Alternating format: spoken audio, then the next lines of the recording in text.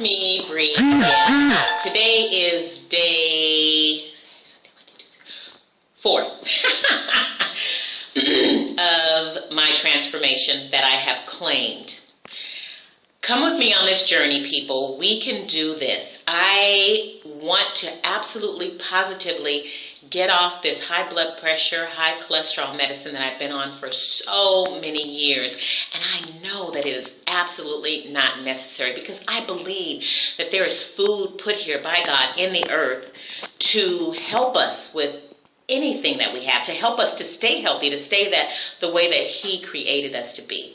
So remember I talked to you yesterday and I was walking and I just thought about it. I said, you know what, I should document myself because I am going to go on this transformation.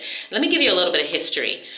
Last year, almost year before last, it was probably the year before last going into the last year when I went to the doctor and I got on the scale. I mean, I knew I was big, but I never knew I was this big. I mean, first of all, even when you have to say the word or you have to say the pounds, you see, I could barely get it out. 200. It's just devastating.